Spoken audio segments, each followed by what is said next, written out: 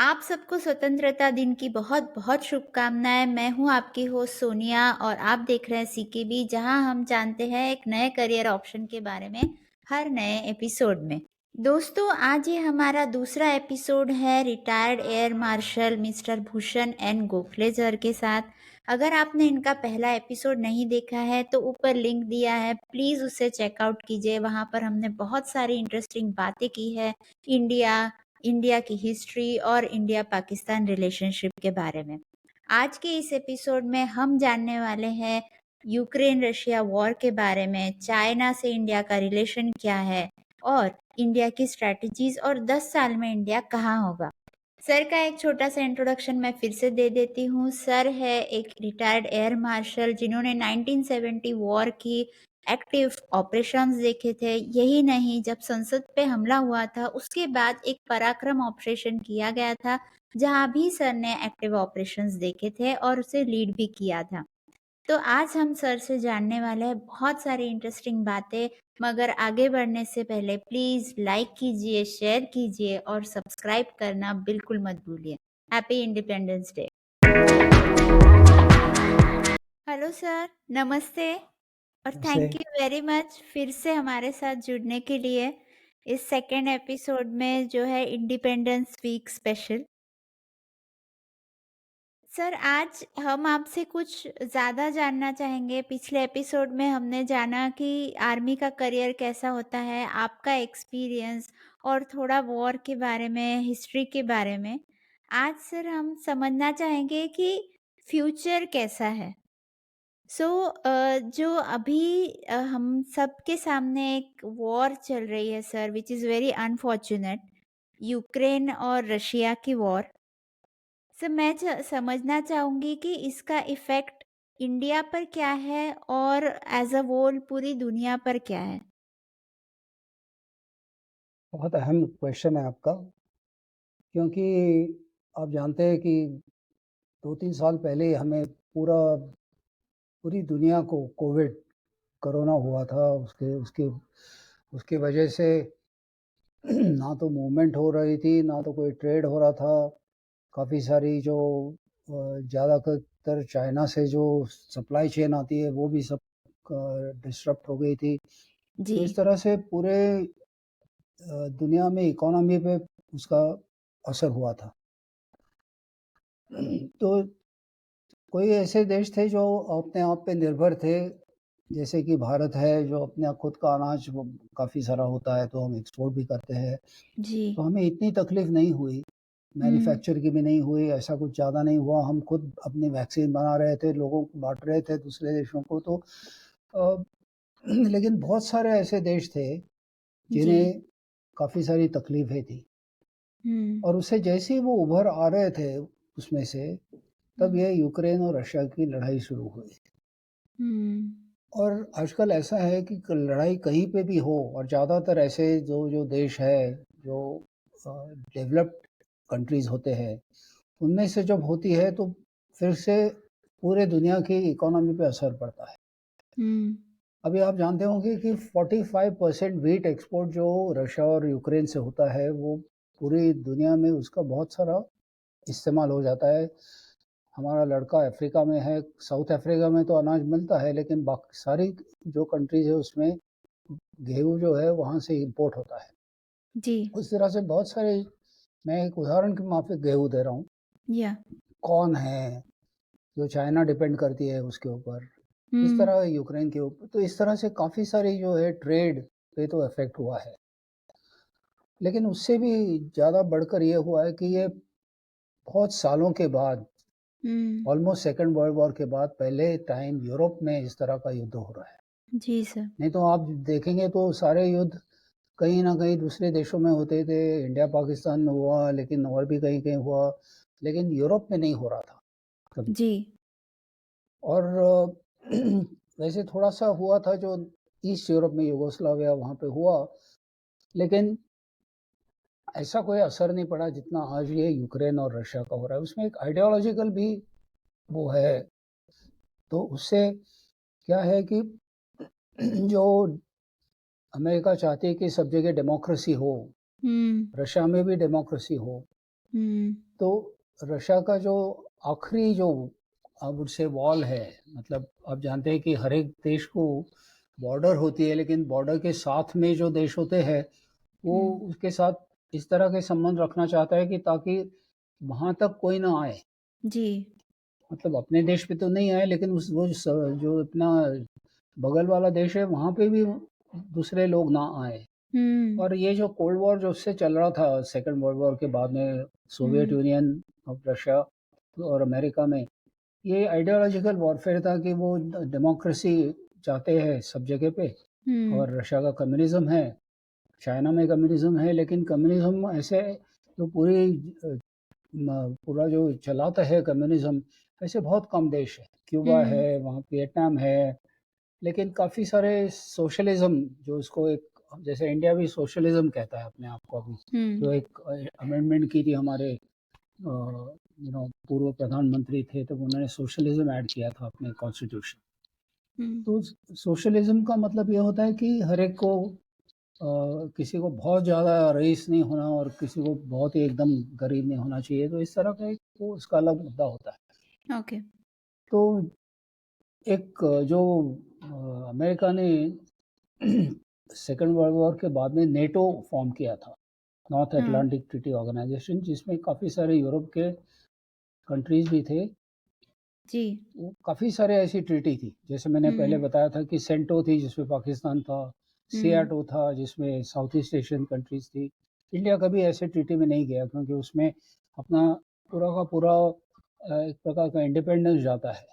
हुँ, मेरे को याद है ओके। हम जब अमेरिका इराक में थी, तब हुँ, डेलीगेशन आया था, मैं भी उस डेलीगेशन में भारत की तरफ से था, और उन्होंने कहा था कि आप भी ज्वाइन कीजिए। तो हुँ, हमने कहा हम नहीं करेंगे, हम खाली यूनाइटेड नेशंस के फ्लैग के अंदर करेंगे, किसी और हुँ, के अंदर के नहीं करेंगे, किसी अमेरिकन जनरल का नहीं हम सुनेंगे। अमेरिकन हुँ, जनरल यदि यूनाइटेड नेशन का रिप्रेजेंटेटिव हो तो बात अलग है।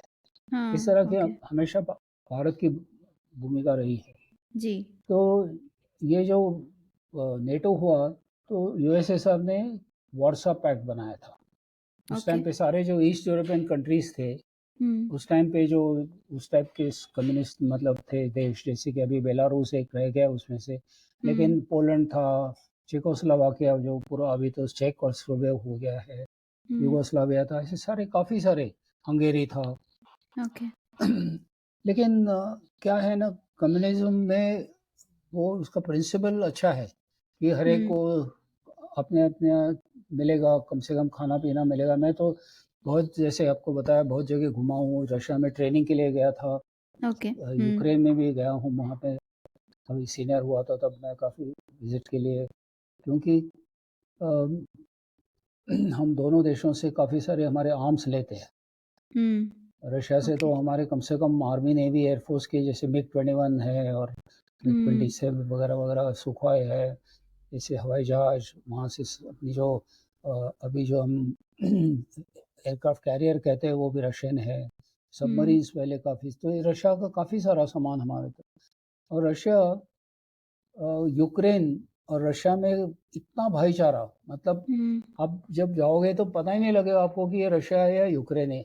जो बाकी ओके। कज़ाकिस्तान वगैरह जो बाकी के 2 देश जो थे सोवियत यूनियन में, हाँ, उनमें फ़र्क है, लेकिन उन्होंने यूक्रेन के साथ में बहुत ही, मतलब जैसे जुड़वा भाई होता है वैसे था। ओह! अच्छा। और ईस्ट यूक्रेन के जो लोग हैं, हुँ, जो नदी है जो बीच में, वो ईस्ट यूक्रेन की, ओके। निपेर निपेर करके जो उसके ईस्ट के तरफ से जो यूक्रेन के लोग हैं, हुँ, वहाँ पे तो इतनी एकमेक के साथ में शादियाँ हुई है। हुँ, और मतलब क्रुश्चेव यूक्रेनियन था, जो यूक्रेन पूरे सोवियत यूनियन का लीडर था, तो इस तरह से जी। मतलब यूक्रेन के साथ कुछ ज़्यादा ही उनका लगाव था। हाँ, इस हाँ।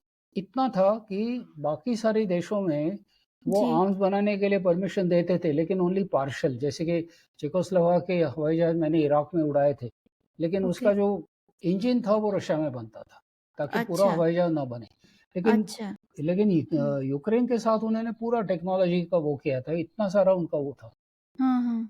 लेकिन जब क्या हुआ, अब ब्लैक सी वगैरह जब जब देखेंगे वहाँ पर नक्शा, तो रशिया के नॉर्थ में जो समंदर है सारे बाल्टिक के, हुँ। वहाँ पे हमेशा स्नो होता है, आइस होता है, तो वहाँ पे विंटर में जहाज़ नहीं जा सकते। नहीं जा सकता। तो उनको एक वार्म वाटर पोर्ट जो मतलब कितने आप सेंचुरी से सोचेंगे ना, हुँ। तो रशिया को हमेशा वार्म वाटर पोर्ट चाहिए था। जब ओके। ये ब्रिटिश लोगों ने हमारे ऊपर जब कब्ज़ा किया था, तो ये पाकिस्तान क्यों क्रिएट किया था? वही हाँ। इसीलिए कि रशिया नीचे ना आए और उनको कराची या मुंबई तक ना पहुँचे। तो रशिया ओह! जब ओके। अफ़गानिस्तान आया, हाँ, हाँ। तो उन्होंने रशिया को हटाने के लिए वो जो किया अमेरिका ने, मुजाहिदीन बना दिए और सारे जो पाकिस्तानी वहाँ पे ट्रेनिंग कैंप बनाए, उसका सारा वो था। ये हुँ। बहुत सालों से जो वार्म वाटर पोर्ट बोलते हैं, जिसमें कि हम कभी भी जैसे कि हमारा है, हाँ। हम आप भारतीय हम समझते नहीं हम कितने लकी है। हमारे पास जी, हिमालय भी है और नीचे में समुंदर भी है। समंदर भी है। हमारे पास में जंगल भी है, डेज़र्ट भी है। जी हमारे पास सर। नदियाँ हैं, हमारे पास हमेशा इतना अनाज होता है, मानसून होता है, सब कुछ है। फिर भी मैंने कहा वैसे जो अ, या तो मुफ्तखोर या कुछ समझ नहीं पाते क्या अपना इम्पोर्टेंस होना है। जी, भारतवर्ष है हम, भारत का जी। मतलब इतना अहम जो चीज़ है। ख़ैर, तो यूक्रेन का जब नेटो में जाने का चाहा उन्होंने, क्योंकि क्या हुआ था, जब रशिया ने देखा कि भाई ये नेटो की एक्सपेंशन हो रही है, पोलैंड भी चला गया, चेकोस्लोवाक भी चला गया नेटो में, सब कुछ चले गए। तो उसको मैं काफ़ी सारे कॉन्फ्रेंस के लिए जाता हूँ, अभी भी जाता हूँ। तो रशिया का वो बोलता है हमेशा कि इनको हमसे क्या डर है, मतलब हुँ, नेटो और वार्सो पैक्ट तो अभी है नहीं। हुँ। कोल्ड वॉर में लड़ाई तो कभी हुई नहीं है रशिया और अमेरिका में। अमेरिका में। जी। तो लड़ाई नहीं है तो ऐसी कौन-सी बात हुई है कि हमको एकदम इतने कोने में आप ढकेल रहे हैं? हाँ। क्योंकि अभी जब यूक्रेन भी चला जाएगा नेटो में, हुँ। तो मतलब उनके दरवाजे पे आ गए ना वो। राइट। तो इस तरह से रशिया को वरी है, तो उन्होंने जो रशियन जो ज़्यादातर ईस्ट यूक्रेन में है, हुँ। जो आप उनके जो पढ़ते होंगे कि उन्होंने उसमें कब्ज़ा किया है, जी। उसमें रेफरेंडम किया है। हाँ। और आप जो ब्लैक सी देखेंगे, तो वहाँ हुँ। पे जो ओडेसा जो जैसे जो इनका यूक्रेन का है, वैसे इधर में जो एक छोटा-सा आइलैंड है, जो हुँ। कनेक्ट होता है वहाँ मेनलैंड को, वहाँ हुँ। से पूरा रशिया को वार्म वाटर पोर्ट मिलता है। वो टर्की ओके। के नॉर्थ है, ब्लैक हाँ, सी। हाँ। और ब्लैक हाँ। सी से पूरा फिर आप मेडिटेरेनियन में आ जाते हो। तो राइट। यही जो चीज़ है उसके लिए रशिया झगड़ रहा है। वो बोल रहा है कि नहीं हम इतने तक आने देंगे, वहाँ से नहीं, इसलिए वो तो न्यूक्लियर की बात करता है, उन्होंने न्यूक्लियर टैक्टिक अभी न्यूक्लियर वेपन। कल ही मैंने हुँ। ओपेनहाइमर पिक्चर देखी क्योंकि मैं उस डील में काम करता हूँ। हुँ। थैंक गॉड अभी तक खाली जो 2 पहले इस्तेमाल हुए थे जापान में, उसके बाद में कभी हुए नहीं ये है। हुए नहीं है। क्योंकि ये वॉर फाइटिंग के वेपन नहीं है, ये हुँ। डेटरेंस के वेपन है कि भाई हमारे ऊपर किसी ने इतनी तक कार्रवाई ठीक है, लेकिन उसके बाद में नहीं करनी चाहिए, नहीं तो हम हुँ। करेंगे कुछ ना कुछ। राइट। तो इसलिए जैसे इंडिया ने भी किया है, जो डेटरेंस है हाँ। कि यदि हमारे टुकड़े किसी ने चाहे किए, तो हुँ। हम उसको जवाब देने के लिए आखिरी जो हमारा मतलब होता है ब्रह्मास्त्र टाइप में जो राइट। हुआ वो ये होगा। हाँ। तो अभी इस तरह के जो अभी यूक्रेन थोड़ी फाइट कर रहा है इनके साथ, रशिया के साथ। हुँ। उनमें इसकी ताकत ही नहीं है वो करेगा, इतनी छोटी सी कंट्री है वो उसे। जी। और काफ़ी सारे लोग वहाँ से मतलब इतना वो हल्ले हुए हैं उनके ऊपर में, तो वो तो भाग गए वहाँ से। अब जी। मैं तो अभी गया था अमेरिका, तो सैन डिएगो में यूक्रेनियन पहुँच गए, इतने सारे लोग रेफ्यूजीज़ बन के पहुँच गए। तो ये ओह! प्रॉक्सी वॉर चल रहा है। हाँ। इतने सारे वेपन्स अमेरिका ने, जर्मनी ने, इंग्लैंड ने सबको दिया है, उसके सहारे चल रहा है। जी। तो ये जो है लड़ाई अभी खाली दोनों देशों में सीमित नहीं है, उसमें एक शैडो वॉरफेयर चल रहा है जैसे मैंने कहा। हाँ। तो इसका असर अच्छा नहीं है। इसका हुँ। समझौता होना चाहिए उसको जल्दी से, क्योंकि इसका असर पूरे दुनिया में हो रहा है। जो गरीब देश हैं उनके ऊपर ज़्यादा असर हो रहा है उसका। जी। उनको व्हीट, उनको ब्लैक मार्केट, उसमें ये बहुत सारी की चीज़ें होती है। तो जी। आप देखते होंगे कि अभी-अभी नाइजर में coup हुआ, तो इस तरह की जो अशांति होती है, अनस्टेबिलिटी हुँ। जो होती है, तो इसका ये दोनों तीनों चीज़ों से और वो इकट्ठा आ गया। कोविड आ गया, हुँ। कोरोना, उसके बाद में जैसे ही हम थोड़े उभरने लगे तो ये शुरू हो गया। वॉर शुरू हो तो गया। मेरे राइट। ख़्याल में समझौता होना चाहिए। अभी जी। क्या करेंगे, मतलब क्योंकि क्या हुआ है, पहले रशिया ने जॉर्जिया में भी ऐसे ही किया था, लेकिन 10 दिन में वो लड़ाई खत्म हुई। और जो नॉर्दर्न पार्ट था जिसमें ज़्यादातर रशियन है, वो सब उन्होंने रशिया अप में ऑलमोस्ट अपने शामिल में कर ले लिया। लिया। जी। तो रशिया का प्लान इधर भी यही था कि जो ईस्ट यूक्रेन के जो पार्ट है, हुँ, अ, तो वो रशिया में शामिल हो जाए, ताकि जो वहाँ की रशियन आबादी है, हुँ, शायद यूक्रेनियन वाइफ भी होंगी या यूक्रेनियन वो हो गए, जो कुछ भी है, हुँ। क्योंकि उनमें एक दूसरे के साथ में बहुत सारी ऐसी रिलेशनशिप है। जी। तो उन्होंने सोचा होगा कि भाई ऐसा एक समझौता हो जाएगा, लेकिन वो उस पे नहीं हुआ है। और इसके हुँ, लिए वो लड़ाई चल ही रही है। रशिया के हुँ। ऊपर भी असर हो रहा है, क्योंकि अच्छा, उसको राइट। काफ़ी सारी सैंक्शंस हुई है या और जो कुछ भी है। लेकिन क्या है ना, अभी अब देखेंगे कि सबसे सस्ती एनर्जी तो पेट्रोकेमिकल है। आप हुँ, जितना भी कहेंगे कि सोलर है, विंड है, ये है, वो है, लेकिन सस्ती जो अभी तक सालों से चली हुई चल ले जो रही है, है। वही पेट्रोकेमिकल है। जी। और रशिया में बहुत है, रशिया में गैस हुँ, बहुत है। तो रशिया को हम नेग्लेक्ट भी नहीं कर सकते। जी। इसीलिए भारत की भूमिका रही है कि भाई हम लड़ाई नहीं चाहते। हुँ, मोदी जी हमेशा पुतिन को कहते हैं कि भाई लड़ाई आंसर नहीं है, राइट। लेकिन हम दोनों सभी देशों के साथ में अच्छी तरह के संबंध रखते हैं, संबंध रखते हैं। ताकि हमें क्योंकि क्या है, हर एक देश अपने लिए भी काम करता है। जी, यू हैव बिल्कुल। Something called national interest. हाँ। हमारे नेशनल इंटरेस्ट क्या है? हमारे जो लोग हैं उनको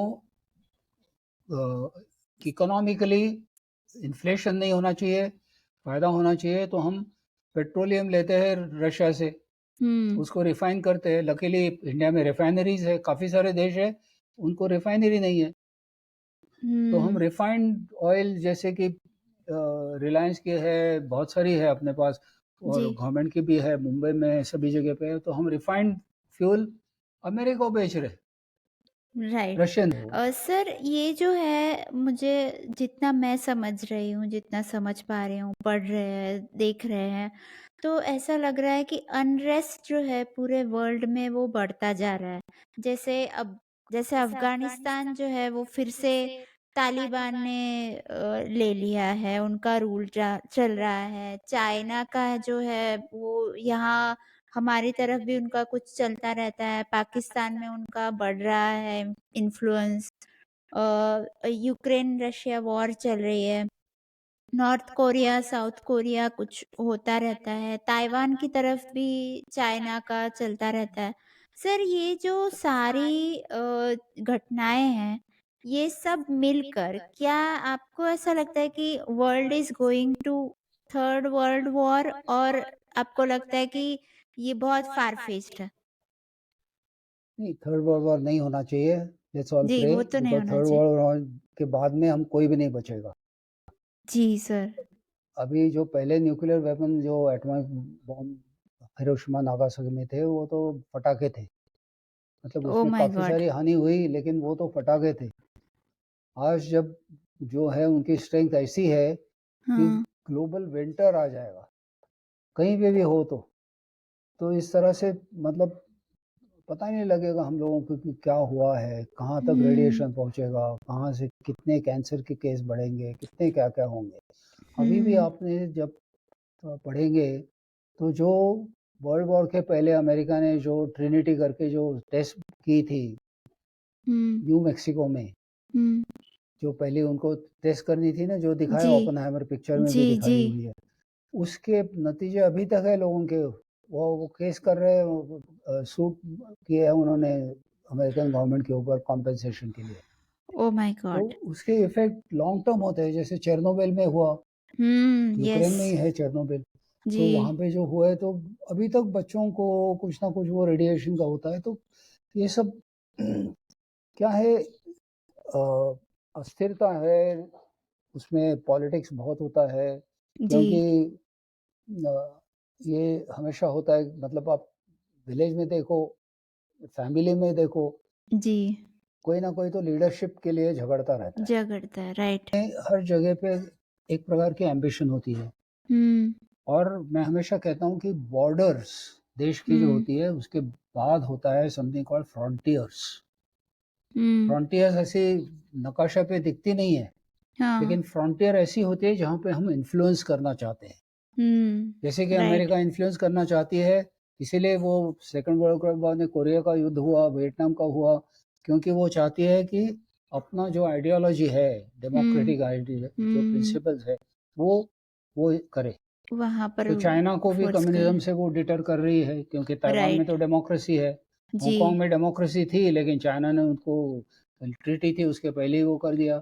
हाँ। और वैसे कभी-कभी इसमें वो भी है कि पूरा का पूरा शक होता है, क्योंकि उनको मोनार्की ठीक है, सऊदी हुँ। अरेबिया में मोनार्की है, सब पूरे अरब देशों में तो मोनार्की है, जी। वहाँ पे कौन-सी डेमोक्रेसी है? तो मतलब ठीक है, अब बड़े राज्य है तो हम मतलब हम खाली जी। बात कर सकते हैं, जी। हर एक की अपनी-अपनी पॉलिसी होती है, तो इसलिए भारत की पॉलिसी हमेशा ऐसी रही है कि भई आप अपना सोचो, हम हमारा सोचेंगे, हमारा जो कोई हमारे भारतीयों के हित में हम करते रहेंगे। तो मेरे ख्याल राइट। में भारत की भूमिका यही रही कि शांति प्रिय हो, वसुधैव कुटुंबकम, जी ये जो सर, G20 बिल्कुल। का वो है, इसीलिए कि भाई पूरे के पूरे हम एक परिवार की तरह शांति से रहें। और यस। ठीक है, किसी को कम होता है, किसी को ज़्यादा होता है, जैसे कि हमने इतना बाँटा अभी, मैंने वैक्सीन की बात की, जी। तो कि कौन किसने कंट्री ने ऐसे मुफ़्त में दे दिया इधर-उधर सब जगह। नहीं, मेरे को राइट। बांग्लादेश से कॉल आया था, वो जो एक कर्नल है, मेरे को मैं जानता हूँ, कि ओके। आपने लिया क्या? मैंने कहा नहीं, बोलता है मैंने भारतीय वहाँ पे लिया उसने, मेरे पहले लिया उसने। वाह! तो मतलब ये हमारी जी, ख़ासियत है।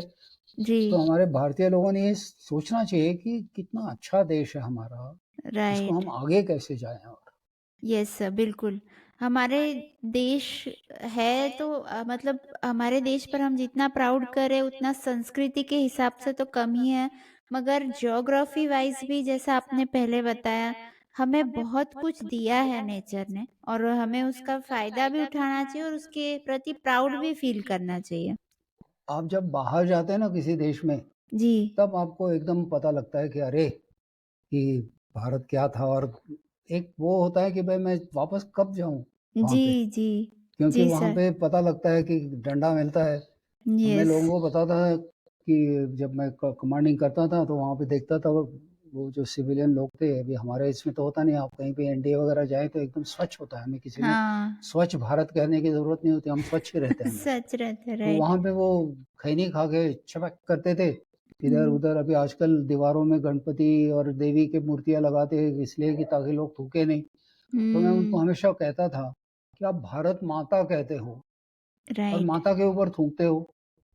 आप सही है। ट्राई करो ओमान में, दुबई में थूकने का, आपको वापस भेज देगा वो वहाँ से। हुँ, हुँ। अब सही यहाँ है पे सर, माता है, वो कहती है कि ठीक है, मैं सहन लूँगी। सही है सर। और सर मैं अपना एक एक्सपीरियंस शेयर करूँगी। हम लोग औली एक जगह है, आपको शायद पता ही होगा, उत्तराखंड में एक औली करके जगह है। वो एकदम कॉर्नर पे आती है और उसके बाद में कोई सिटी एज़ सच नहीं है, मतलब सिविलियंस नहीं रहते हैं, फिर वहाँ से आर्मी ही सब जी। कुछ देखती है। तो सर जब हम वहाँ घूमने गए थे तो वहाँ के लोग हमसे हम उनसे बात करते थे ऐसे ही, तो वो वही कहते थे कि यहाँ से चाइना बहुत पास है और वो लोग जो है कभी भी यहाँ पर आ सकते हैं, मगर जबकि हम हाइट पर है तो वो ऊपर चढ़कर नहीं आ सकते और हमारी आर्मी वहाँ पर रूल करती है और संभाल लेती है।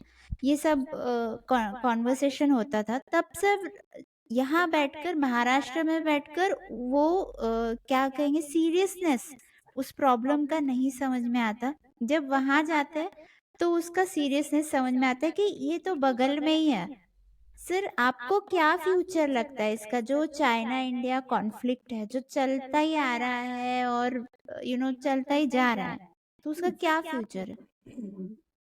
अब आपने महाभारत पढ़ी होगी, या उसके बाद का क्या हुआ, या जी। आपने जब यदि अभी-अभी हमने गरवारे कॉलेज जो है, जो हमारे एमईएस के अंदर आता है, हमने एक पुराना नक्शा जो भारत का था वो लगाया है, जी सर, जिसमें जी। अफ़गानिस्तान भी हुँ। एक दफ़ा भारत का मतलब प्रदेश था। जी, मुझे लगता है कंदहार जो। कंदाहार, आप जी। जानते हैं, और उसका जो राजा था कंदाहार का, वो था शकुनी के करेक्ट। तो पिताजी थे। इस जी। तरह के मतलब हमारी भी काफ़ी सारी वो पहुँच थी, जी। लेकिन हमने उसका कभी क्लेम नहीं किया। राइट। चाइना क्या कह रहा है कि चाइना का जो एक मिडिल किंगडम था, हुँ, उस ज़माने का जो नक्शा है वो अभी तो आपको दिखाते हैं। उसमें हुँ। सारा का सारा मतलब आधा दुनिया तो उसमें था। अभी ऐसे करके तो कोई एंड ही नहीं। तो उन्होंने तिब्बत लिया, राइट। हमने गलती की तिब्बत को हमने उनको बोला ठीक है आपका है।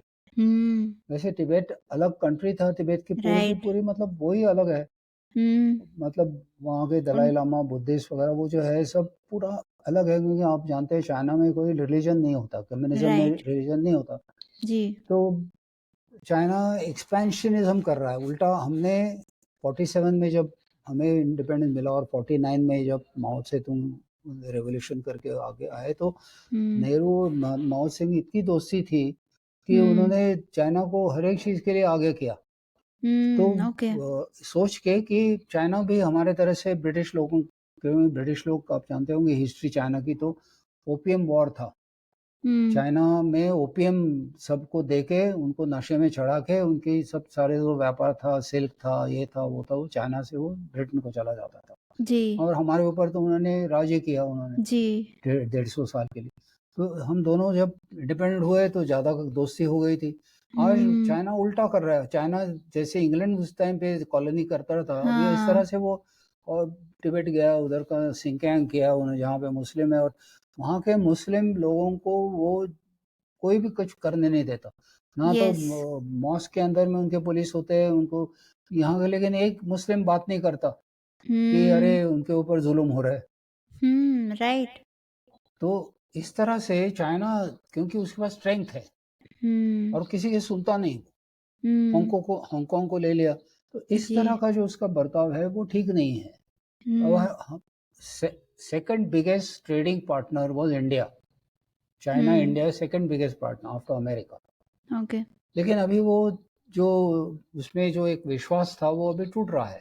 जी, तो अब ये पूरे दुनिया का टूट रहा है क्योंकि ये हर एक को ऐसे कुछ ना कुछ उनकी जो सप्लाई चेन में उन्होंने बाधा ली। तो अभी वो राइट। लोग कह रहे हैं कि नहीं हम वहाँ चाइना की सारी जो फैक्ट्रियाँ हैं तो हम कहीं हुँ, वियतनाम में, कहीं मलेशिया में, इंडिया में कहीं इधर-उधर करेंगे जहाँ के कोई स्टेबिलिटी हो, जहाँ से हमें को तो इसलिए आईफ़ोन अभी जो है आईफ़ोन की अभी इंडिया में हो रही है। तो इस हुँ, तरह से चाइना को समझना चाहिए कि इतना सारा जो उसका व्यापार था, अभी आप चाइना को जो इकोनॉमी आप शायद जानते नहीं होंगे क्योंकि मैं तो बहुत खरा कुछ पढ़ता हूँ। जी, इकोनॉमी बहुत गड़बड़ हो रही है और उनका जो यूथ है ना, हाँ, एक तो इन्होंने सिंगल चाइल्ड पॉलिसी करी क्योंकि राइट। आबादी बहुत हो गई करके। जी, तो सिंगल चाइल्ड करके वो जो सिंगल चाइल्ड वाले हैं उनको 2 साल के लिए, 3 साल के लिए कंपल्सरी मिलिट्री किया। वो चाहते हैं कि कब छूटे वहाँ से और कुछ और करें।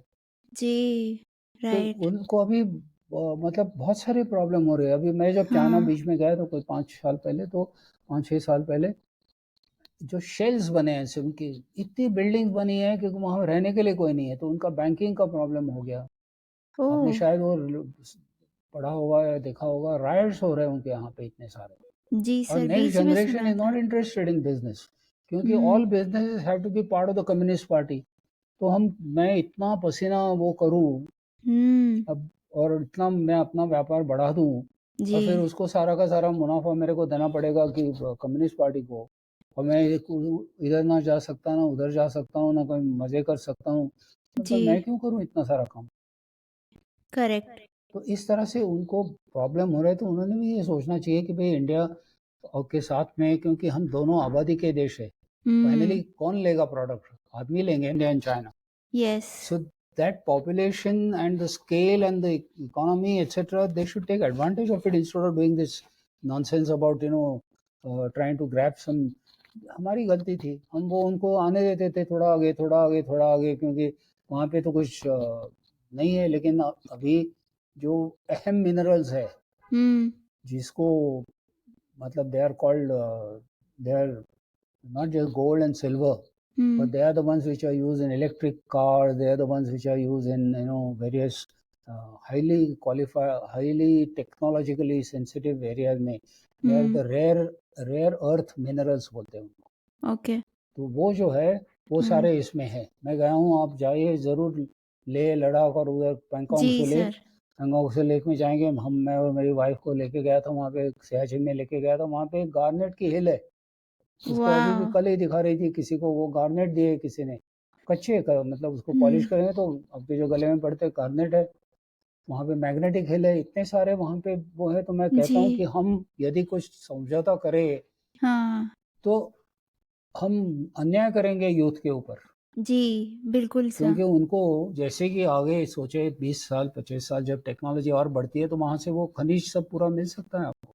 राइट, तो राइट। चाइना ने ये सब पूरा सोचना चाहिए, और हुँ, खाली हमसे नहीं सबको वो कर रहा है जी, वो कंबोडिया को वो कर रहा है, लेकिन उनकी जो नदी जाती है कंबोडिया में उसके ऊपर हाँ। डैम बनाना शुरू कर दिया है।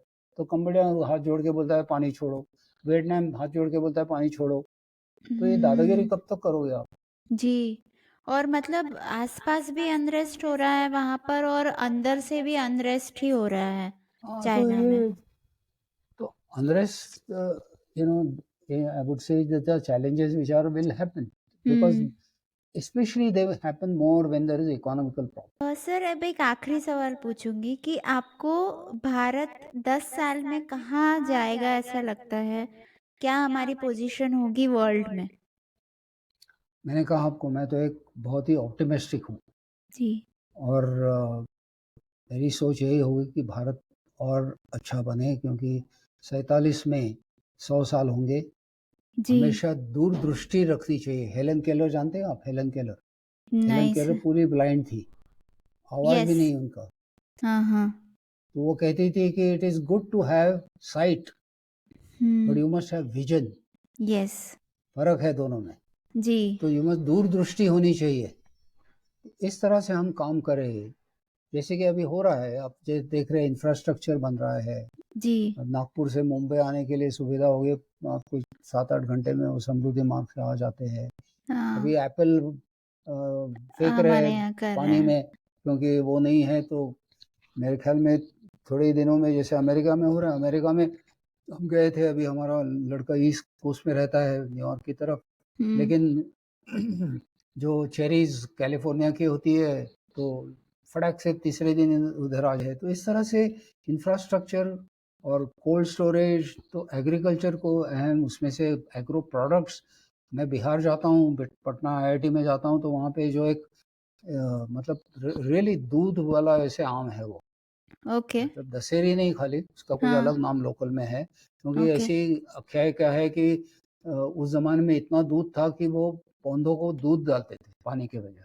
तो वो ओके। जो है सफ़ेद-सफ़ेद इतना बड़े मीठा होता है वो आम। हाँ। लेकिन वो अभी आप जाएँगे वहाँ पे तो रास्ते में फेंका हुआ मिलेगा, क्योंकि वहाँ पे उन्होंने सोचा नहीं कि भई इसको एग्रो इंडस्ट्री कुछ बने, उसका पल्प बना के हम कुछ हुँ। करें, या उसको तो जी। पूरे देश में हम बेच सकते हैं उसकी तरह, जी। भारत मतलब बाहर देश वालों को।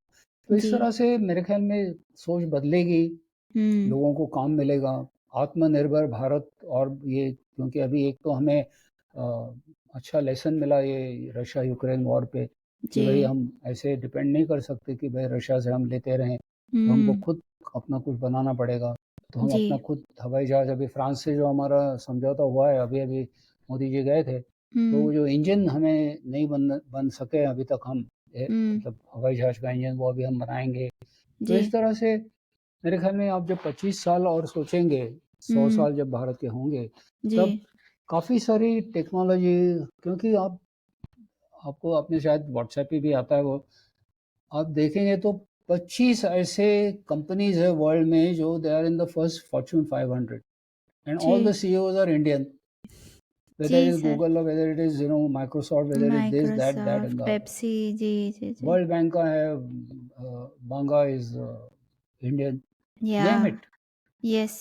But unfortunately, we are not investing in infrastructure. Now, of course, Gadkari ji kar rahe hai, but hmm. infrastructure of education. In the hmm. sense, you must have laboratories where you can do what is called as a research, research. not applied research. जो दूसरे हुँ। ने किया है वो उसके ऊपर सुधारना, वो नहीं। कभी हुँ। किसी ने आईफ़ोन किया तो उसके ऊपर और मैंने और एक कुछ टिकटॉक लगा दिया, वो नहीं। हुँ। जो बेसिक रिसर्च जो होता बेसिक है, जिससे रिसर्च आप जी, जिससे हम हमारा जो रिसोर्सेज़ है उन्हें पेटेंट अपना कैसे हो, यूज़ अपना कर कुछ हो सकें। जी। उसमें से, इस जी। तरह से करने के लिए, क्योंकि इसीलिए तो लड़के बाहर क्यों जाते, इस तरह की चीज़ें भी नई पॉलिसी में भी हो रही है। हुँ। तो मैं वैसे जैसे कहा कि मैं आशावादी हूँ जी। और सभी को मैं शुभेच्छा देता हूँ कि जी एक सर। हम अच्छे नागरिक बने और भारत की और ज़्यादा प्रगति करें। कैसी और आगे बढ़े इसके लिए सोचते रहें। जी सर, बिल्कुल। और सर मुझे लगता है कि जो यूथ है उन्हें आप लोगों का गाइडेंस अगर मिलता रहा, आपका विज़न और हमारी कोशिश, तो हम लोग ज़रूर आगे बढ़ेंगे और मेबी 10 साल में हम वर्ल्ड लीडर्स हो, सब तरफ हम पीस लाने की भी कोशिश करते रहे करेंगे शायद और सक्सेसफुल भी होंगे। सो सर मैं आपको थैंक लेकिन यू। सोनिया जी, जी मैं एक कहता हूँ, जी, हम कोई रेस में नहीं है। जी, नंबर 1 बनेंगे, नंबर 2 बनेंगे, नंबर 3 बनेंगे, ऐसे रेस में नहीं है हम और जी होना भी सर, नहीं चाहिए। राइट। हम इसीलिए वसुधैव कुटुंबकम इसलिए कहते हैं कि हम अभी आपने देखा होगा G20 में हुँ, भारत ने अफ्रीका के देशों को भी बुलाया है येस। और वो बोल रहे हैं कि G7 में जो हम भी उसमें इनवाइट ही है तो बोलते हैं कि अफ्रीका को भी उसमें इनवाइट करो क्योंकि हुँ, वही खाली जो पिछड़ा एक कॉन्टिनेंट रहा है अभी तक वहाँ पे 50 देश है। तो हुँ, सोच ऐसी है कि भाई पूरा दुनिया एक शांति प्रिय अच्छी तरह से हो, हर एक का मतलब पेट भरे और खुशहाली से रहे। तो राइट। इस तरह का जो भारत का जो सोच है वो किसी और देश का नहीं है, वो हमेशा स्वार्थ करते हैं अपना। अपना हुँ, बिज़नेस बढ़ाए, वो इम्पोर्ट करें, फिर उनका गोल्ड है हमारे पास आए, ठीक है, वो तो मतलब इस तरह का कैलकुलेशन तो ठीक है। हुँ, लेकिन ऐसा नहीं होना चाहिए कि भई हम वो सिर्फ़ हम सारे आगे बढ़े।